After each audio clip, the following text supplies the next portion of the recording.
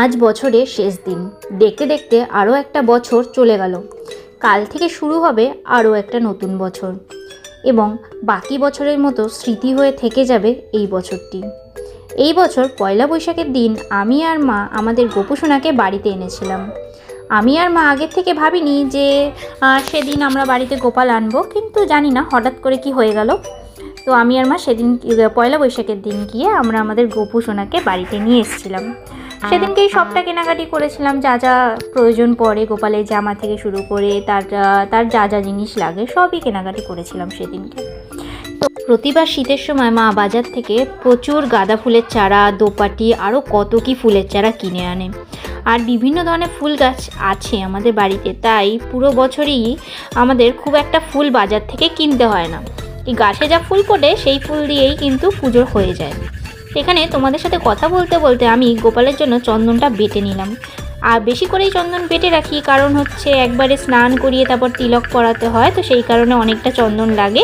এই জন্য যখন আমি চন্দনটা বাটি একবারেই চন্দনটা বেটে নিই।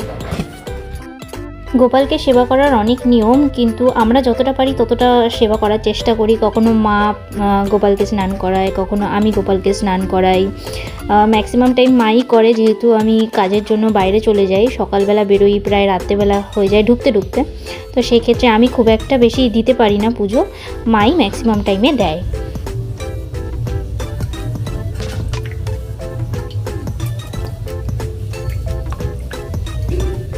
এতটুকুই স্নান করাবো, এর থেকে বেশি স্নান করাবো না।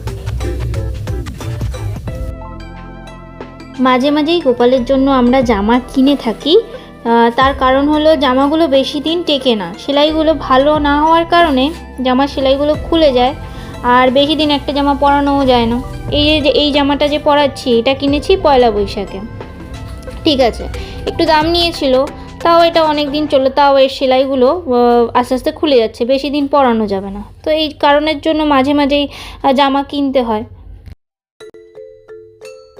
যেহেতু শীতকাল, তো সেই ক্ষেত্রে জামার ওপর দিয়ে সবসময় সোয়েটার পরিয়ে রাখতে হয়। মাও একটা সোয়েটার বানিয়েছে, কমপ্লিট হয়ে গেছে, যখন পরাবো তখন তোমাদের সবাইকে দেখাবো। ওখানে এবার কথা বলতে বলতে গোপালকে রেডি করা হয়ে গেছে, এবার খেতে দিয়ে দেবো, খেয়ে দিয়ে ওকে রেখে দিয়ে তারপরে আমি নিচে যাব।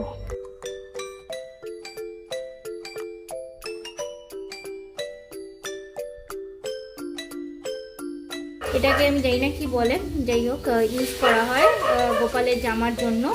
তো এটাকে এটা সবসময় আমি গোলাপের নিই, না হলে চন্দনের নিই, যে কোনো একটা নিই। আমি এখানে এর আগেরটা ছিল হচ্ছে চন্দনের, এই চন্দনটা শেষ হওয়ার পর এই গোলাপেরটা নিয়েছি।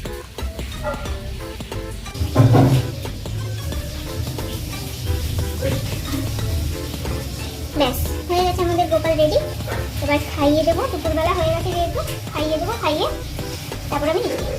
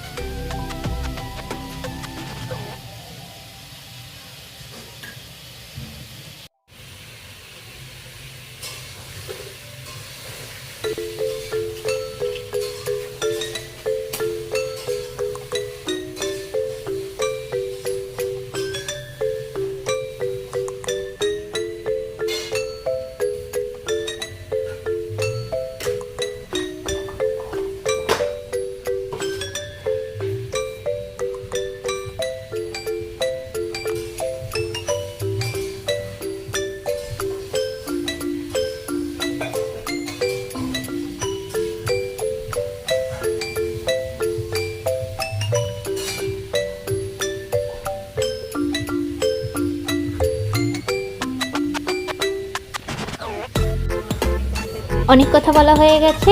তো আজকের জন্য ভিডিওটা থাকছে এতটুকুই। চ্যানেলটাকে সবাই সাবস্ক্রাইব করো, লাইক করো আর কমেন্ট করে জানিও যে আমাদের ভিডিও দেখতে তোমাদের কেমন লাগে। Tata, bye bye.